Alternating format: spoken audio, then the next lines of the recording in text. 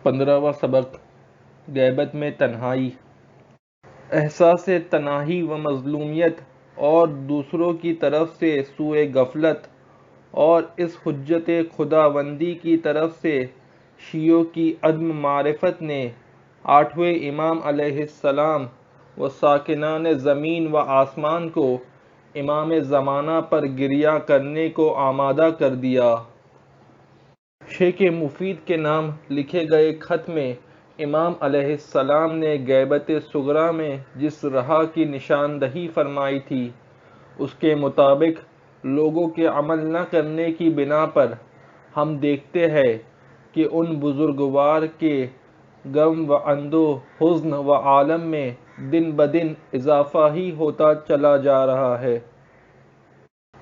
سچ ہے کہ کہیں امامان معصومین علیہم السلام ان بزرگوار کی ولادت سے 10 اور شاید کہ 100 سال پہلے ہی سے ان کی علیہم السلام کی مظلومیت اور غیبت کے طولانی ہونے پر گریہ کناں ہے۔ امام صادق علیہ السلام کو دیکھا گیا کہ خاک پر بیٹھے اس طرح گریہ فرما رہے تھے جیسے کسی ماں کا کوئی بچہ گم ہو گیا ہو۔ چہرے پر اشک روا تھے اور اس طرح فرما رہے تھے: اے میرے عزیز، تمہاری غیبت نے میری آنکھوں سے نیند چھین لی ہے اور میرے دل کو پریشان کر دیا ہے اور میرے دل کے سکون کو ختم کر دیا ہے۔ اے میرے عزیز، تمہاری غیبت سے میرے وجود پر ایک جاکا مصیبت آن پڑی ہے جس سے رہائی ملنا مشکل ہے۔ حوالہ بحار الانوار جلد 15 صفحہ 219۔ امام رضا علیہ السلام فرماتے ہیں: ایک بہت بڑے امتحان کا واقع ہونا حتمی ہو چکا ہے کہ جس میں مطمئن اور معتبر شخص بھی ڈگمگا جائے گا۔ یہ امتحان اس وقت سامنے آئے گا کہ جب میرے فرزند میں سے تیسری حجت اور امام دنیا میں آئے گا جسے شیعہ اثنا عشری گم کر دیں گے کہ جس پر اہل آسمان و زمین گریہ کریں گے۔ روایت کا باقی حصہ اس مؤاخذے سے مطالعہ کریں۔ کمال الدین جلد 2 صفحہ 370۔ غیبت شیخ طوسی صفحہ 283۔ کیا آپ جانتے ہیں کہ روایت معصومین علیہم السلام میں شیعوں اور محبان اہل بیت علیہم السلام کو موعودہ آل محمد علیہم السلام کے ظہور کی دعا کے لیے شوق دلایا گیا ہے؟ غیبت کبریٰ کے اس 1100 سال طویل دور میں ظلم و ستم و گناہ و بدعت دنیا میں پیدا ہو رہی ہے، اور ہر وہ خون جو ناحق بہا جا رہا ہے اور ہر وہ آنسو جو کسی یتیم کی آنکھوں سے نکل رہا ہے یا مظلوم کی آنکھوں سے بہہ رہا ہے، ہر وہ آہ جو کسی دردمند کے دل سے نکل رہی ہے، سب کے سب ان بزرگوار کی نگاہوں کے سامنے ہیں، اور یہ ساری چیزیں ان کے قلب محزون کو اور زیادہ آزردہ کرتی ہے۔ کیا ایسا نہیں ہے؟ کیا یہ سچ نہیں ہے کہ آخری حجت الہی کے مصائب و مظلومیت و خون فشانی تمام غمائے اہل بیت علیہم السلام سے زیادہ ہے؟ بیت الحزن میں بیٹھی ان بزرگ خوار کی مادر گرامی کے رنج و الم پیغمبر عظیم الشان صلی اللہ علیہ وآلہ وسلم کی رحلت کے بعد اگرچہ کہ بڑا جگر خراش و جگر سوز ہے مگر 2 مہینے سے زیادہ نہیں ہے۔ امیر المؤمنین علیہ السلام کی تنہائی و خانہ نشینی کا دور 1/4 صدی یعنی 25 سال پر محیط تھا۔ باب الحوائج حضرت موسیٰ بن جعفر علیہ السلام کی قید و بند والی حیات زیادہ سے زیادہ 21 سال تحریر کی گئی ہے، مگر آج بھی جبکہ امام عصر علیہ السلام ارواحنا فدا کی ولادت کو 1171 سال گزر رہے ہیں اور روح زمین پر پایا جا کیا صبر ہے، کیسی استقامت اور کیا طاقت ہے، کتنا طولانی اور دردناک انتظار ہے۔ جانے والا یہ تواترین و دلی ترین انسان اب تک غیبت کی تنہائی میں سرگردان ہے۔ طبعی طور پر اگر کسی خاندان یا کسی خانوادے کا کوئی ایک فرد کسی بھی مشکل میں گرفتار ہوتا ہے تو اس کی امداد کے لیے اس کی قوم والے یا اس کی شناسہ قدم قدم پر اس کی مدد کے لیے تیار ملتے ہیں، اس کے لیے پریشانیاں اٹھاتے ہیں، دوڑ دھوپ کرتے ہیں، اپنا رتبہ و شان و شوکت فراموش کر جاتے ہیں، صرف اس لیے کہ اس کو مصیبت سے رہا کیا جا سکے۔ یہ باتیں بارہا مشاہدے میں آتی رہتی ہے۔ مگر کیا شیعہ معارف و اعتقاد کی تعلیم یہ نہیں ہے کہ ہمارے زمانے کے امام ارواحنا فدا، جان و دل و ماں باپ، فرزند اور عزیزوں سے زیادہ عزیز ترین ہیں؟ کیا زیارت جامع کبیرہ میں نہیں پڑھتے بِأَبِي أَنْتُمْ وَأُمِّي نَفْسِي وَأَهْلِي وَمَالِي، میرے ماں باپ، جان و مال اور ہمارا تمام خاندان آپ اہل بیت علیہم السلام پر قربان ہو جائے؟ تو آئیے گناہوں کے ترک کر دینے کا عہد کریں اور حضرت کے ظہور کے لیے دعا کر کے غیبت کے زندان کا قفل توڑ دے اور اپنی جان سے زیادہ عزیز مولا کو اس مصیبت سے رہائی دلوائے۔ بارہا دیکھا گیا ہے کہ کسی خانوادے کا کوئی بچہ یا کوئی مسافر گھر لوٹنے میں ذرا سی دیر کرتا ہے تو رشتہ دار و عزیز پریشان و مضطرب ہو جاتے ہیں اور اس خوف سے کہ مبادا کوئی حادثہ نہ پیش آ گیا ہو اس کی تلاش و جستجو میں نکل پڑتے ہیں۔ ذرا دیر رک کر غور فرمائیے کہ آخری حجت خدا کے ظہور میں تاخیر ہونے پر ہم اور شیعہ معاشرہ کس حد تک مضطرب و پریشان ہو کر ان کو تلاش کرنے کے لیے غور و فکر کرتے ہیں۔ ہم دیکھتے اور سنتے چلے آ رہے ہیں کہ اگر کسی گھرانے کا کوئی فرد بغیر کسی جرم و گناہ کے مظلومانہ طریقے سے قتل کر دیا جاتا ہے تو اس کے گھر والے جلد از جلد قاتل سے قصاص لینے کے علاوہ کسی چیز پر راضی نہیں ہوتے تاکہ کسی صورت سے تھوڑا سا سکون مل جائے۔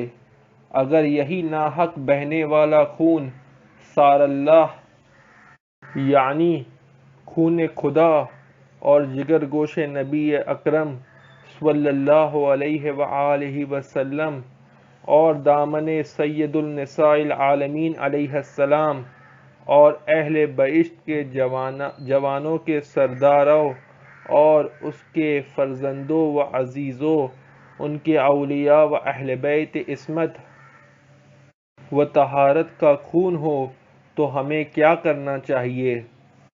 کیا ہم دعائے ندبہ میں نہیں پڑھتے کہ ہمارے آقا حجت ابن الحسن علیہ السلام شہید کربلا کے خون کے طلبگار اور ان کے خون ناحق کا بدلہ لینے والے اور حضرت زہرا علیہ السلام کے خون کا انتقام لینے والے ہیں؟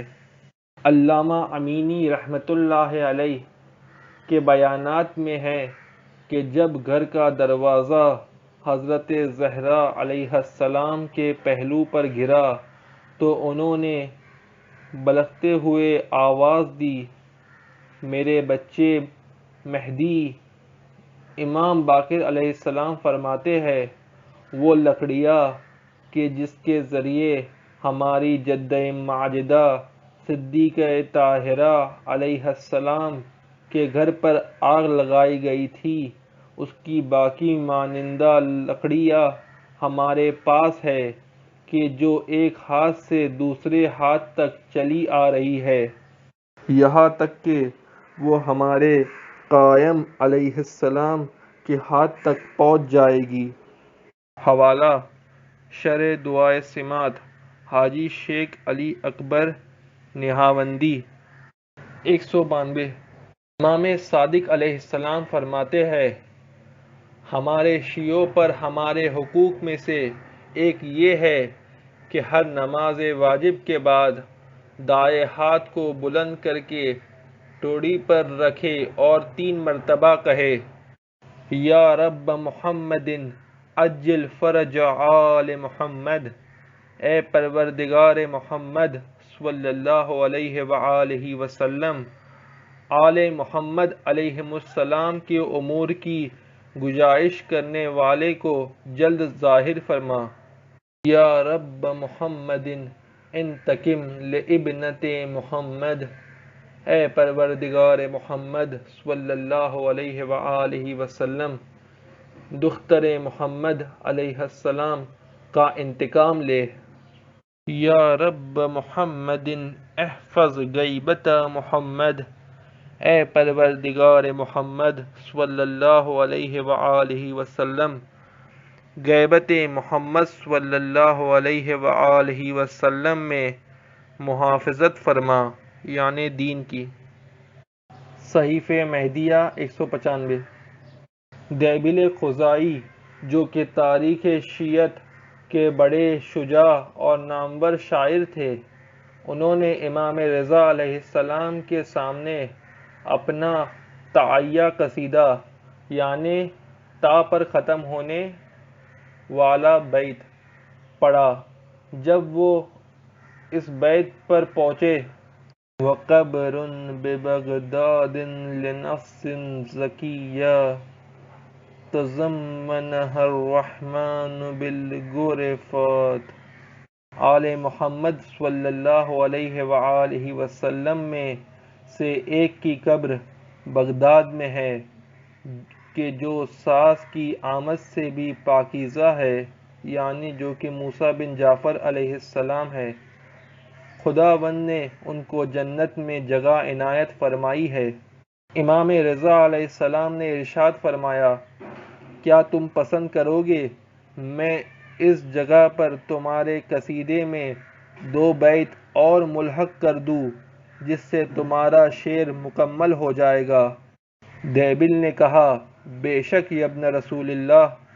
پھر امام نے اس طرح ارشاد فرمایا: وَقَبْرٌ بِطُوسٍ يَا لَهَا مِن مُصِیبَةٍ تَوْقَدُ فِی الْأَحْشَاءِ بِالْحَرَکَاتِ إِلَى الْحَشْرِ حَتَّى يَبْعَثَ اللَّهُ قَائِمًا يُفَرِّجُ عَنَّا الْہَمَّ وَالْکُرْبَاتَ۔ ایک قبر شہر طوس میں بھی ہے، اور وہ کتنی مصیبت زدہ ہے، ایسی مصیبت کہ جو آدمی کے اندر آگ لگا دے، اور اس وقت تک ہے کہ جب تک اللہ ہم ائمہ میں سے ہمارے قائم کو بھیج دے، وہ ہمارے غم و اندوہ کو ہم سے ختم کر دے گا۔ یہ روایت بتاتی ہے کہ حضرت صاحب الزمان کے ظہور میں تعجیل حضرت امام رضا علیہ السلام کے لیے کس قدر رحمیت کے حامل ہے۔ زیارت ناحیہ مقدس میں امام عصر ارواحنا فدا حضرت ابا عبداللہ الحسین علیہ السلام سے مخاطب ہو کر یوں فرماتے ہیں: میرے غریب جد، اگر روزگار زمانے نے مجھ کو دنیا میں دیر سے بھیجا اور دست تقدیر نے مجھ کو آپ کی مدد سے دور رکھا، جو لوگ آپ سے برسر جنگ تھے ان پر میں تلوار کشی نہ کر سکا، جو آپ سے دشمنی رکھتے تھے ان سے میں جنگ نہ کر پایا، تو اس افسوس میں آپ پر صبح و شام گریہ کرتا ہوں اور عشق کے بجائے خون کے آنسو روتا ہوں۔ حوالہ: صحیفہ مہدیہ 584۔ آج 1364 سال کربلا کا جان سوز واقعہ گزرے ہو گیا، مگر آج بھی پیغمبر اکرم صلی اللہ علیہ وآلہ وسلم کے فرزندوں کی مصیبت و شہادت اور حضرت صلی اللہ علیہ وآلہ وسلم کے حرم کی قید و بند و اسیری، اور خاص طور پر بانوی صبر و شجاعت حضرت زینب کبریٰ علیہ السلام کی اسیری ہمارے مولا کی آنکھوں سے اشک و خون جاری کرتی رہتی ہے۔ جب ہمارا ولی نعمت حضرت سید الشہداء علیہ السلام پر نوحہ و گریہ کرتا ہے تو ہماری ذمہ داری کیا بنتی ہے؟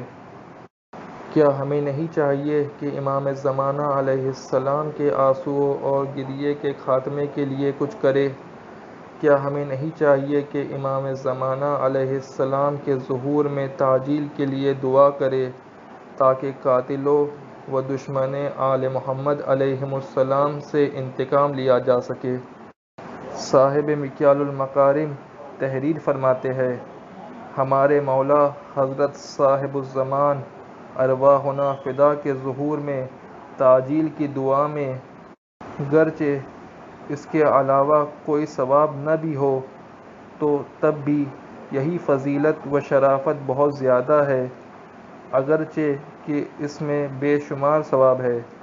اس کے لیے اتنا ہی کافی ہے کہ حضرت سید الشہداء کے خون کا انتقام جو ہر مومن کا وظیفہ ہے، یہ حضرت صلی اللہ علیہ وآلہ وسلم کے توسط سے پورا ہوگا، کیونکہ حضرت سید الشہداء علیہ السلام امام علیہ السلام کے حقیقی والد ہے۔ حوالہ ترجمہ مکیال المکارم، جلد 1، صفحہ 530۔